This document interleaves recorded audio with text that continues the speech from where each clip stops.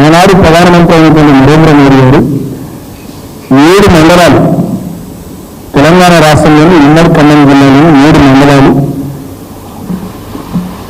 ఆంధ్రప్రదేశ్కు బదలాయిస్తే తప్ప ప్రమాణం చేయమని చెప్పి ఆయన ఆనాడు ప్రధానమంత్రి మీద ఒత్తిడి తీసుకొచ్చి ఆనాడు ఎన్డీఏల భాగస్వామ్య పార్టీలు ఉన్నటువంటి తెలుగుదేశము భారతీయ జనతా పార్టీ 2 పార్టీలు కూడా కలిసి ఆనాడు ఉమ్మడి ఖమ్మం జిల్లాలోని 7 మండలాలను తీసుకొని పోయిందని చెప్పి ఆ విషయాన్ని నిన్న చాలా సగర్వంగా చంద్రబాబు నాయుడు గారు ప్రకటించింది. ఆయన మాట్లాడినటువంటి వీడియో నేను ఒకసారి ప్లే చేస్తాను కోసం.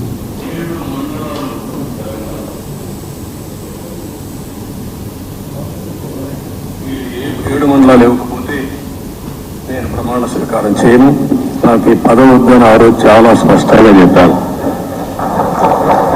ఇది ఎప్పుడు కూడా చరిత్రలో ఎప్పుడు జరగని విషయం.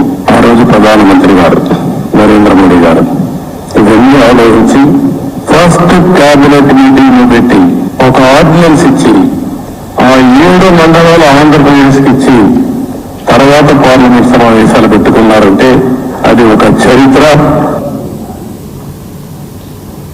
7 మండలాలు తెలంగాణలో ఉన్నాయి.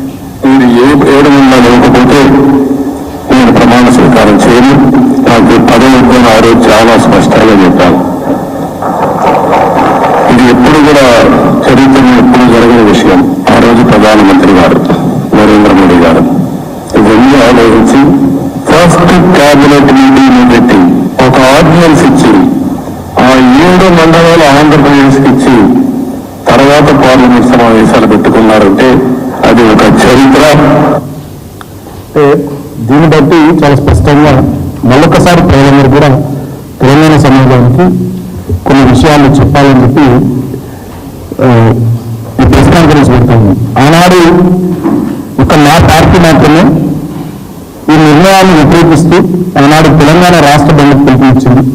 ఆనాడు పార్లమెంట్ సభ్యులు ఎంపీగా ఉన్న పెద్దపల్లి నుంచి 2018లో దాదాపుగా 3-4 సెషన్ మొత్తం మేము నిరసన తెలుపుతూ అవసరమైన సందర్భంలో పోడియంలోకి పోయి అదేవిధంగా ట్రెజరీ బెంచెస్ పక్కన నిలబడి కూడా చాలా సీరియస్గా తీవ్రమైనటువంటి నిరసన ఆనాడు కేంద్ర ప్రభుత్వం ముఖ్యంగా తెలుగుదేశం పార్టీ భారతీయ జనతా పార్టీ కలిపి తీసుకున్నటువంటి ఈ నిర్ణయాన్ని వ్యతిరేకిస్తూ ఆనాడు తెలంగాణ పక్షాన మేము కొట్లాడడం జరిగింది.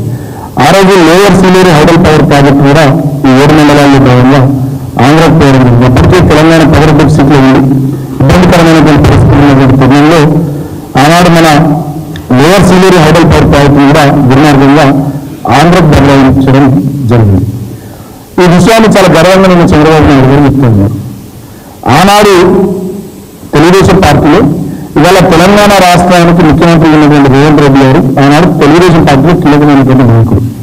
ఒక్క సందర్భంలోనైనా ఒక్కసారైనా ఈ విషయానికి సంబంధించి ఆయన నిరసన వెలుపులో మాట్లాడలే, ఏం చేయాలి చేయకపోగా చంద్రబాబు నాయుడికి వెంటబడుతూ ఆనాడు రేవంత్ రెడ్డి తెలుగుదేశం పార్టీలో చంద్రబాబు నాయుడుకు అనుకూలంగా ఆయన అడుగులకు నడుగు చెప్తే ఆయన బతికింది. ఇవాళ మళ్ళీ ఆనాటి విషయాలు ఇవాళ జరుగుతున్నటువంటి కొన్ని విషయాలు చూస్తే మళ్ళీ కొంత సారూప్యత స్పష్టత నాకు అనిపిస్తూ ఉంది. తెలంగాణ సమాజానికి ఆ విషయాలు వ్యక్తపరుచుకున్నాం. ఆనాడు ఎప్పుడైతే తెలంగాణ రాష్ట్ర ప్రయోజనాలు గాలికి వదిలేసి ఆంధ్ర రాష్ట్ర ప్రయోజనాలు లక్ష్యంగా చంద్రబాబు నాయుడు నాయకత్వంలో తెలుగుదేశం పార్టీ పనిచేసిందో ఇవాళ కూడా సేమ్ అదే రకమైనటువంటి ధోరణి వాళ్ళ మాటల్లో కనబడుతుంది. అందుకని నేను చంద్రబాబు నాయుడు గారు ఆ విషయాన్ని గుర్తు చేసి గర్వంగా గుర్తు చేసి ఒక చరిత్ర అని చెప్పి చెప్తా ఉన్నారు.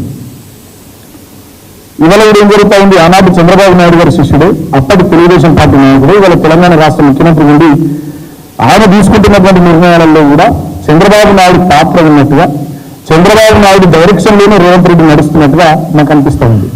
ముఖ్యంగా గతంలో ఆంధ్రప్రదేశ్ రాష్ట్రానికి సంబంధించినటువంటి ప్రిన్సిపల్ సెక్రటరీగా ఇరిగేషన్ డిపార్ట్మెంట్లో ఉన్నటువంటి ఆదిత్యనాథ్ దాస్ ఆయన తెలంగాణ రాష్ట్ర ప్రాజెక్టులకు వ్యతిరేకంగా కేఆర్ఎంబికి కానీ కేంద్ర జలశక్తి మంత్రిత్వ శాఖకు కానీ కేంద్ర ప్రభుత్వానికి కానీ అనేక లేఖలు రాసి అనేక మీటింగ్లలో ఆంధ్రప్రదేశ్ ప్రభుత్వం తరఫున తెలంగాణ రాష్ట్ర ప్రాజెక్టులను తెలంగాణ రాష్ట్ర నీటి వాటాను వ్యతిరేకిస్తూ చాలా సీరియస్గా పనిచేసినటువంటి వ్యక్తి ఆదిత్యనాథ్ దాస్. ఆయనను రేవంత్ రెడ్డి గారు చంద్రబాబు నాయుడు డైరెక్షన్లో రేవంత్ రెడ్డి గారు ఇవాళ తెలంగాణ రాష్ట్ర ప్రభుత్వానికి అడ్వైజర్గా నియమించింది. అంటే 10 సంవత్సరాల తర్వాత మళ్ళా తెలంగాణలో కుట్రలు మొదలైనవి. ఈ విషయాన్ని తెలంగాణ సమాజం, తెలంగాణ బుద్ధిజీవులు, మేధావులు, తెలంగాణ ప్రజానికం గుర్తించాలని కోరుతా ఉన్నాం. తెలంగాణ రాష్ట్రం కోసం రేవంత్ రెడ్డి ఎన్నడూ పోరాడిన వ్యక్తి కాదు.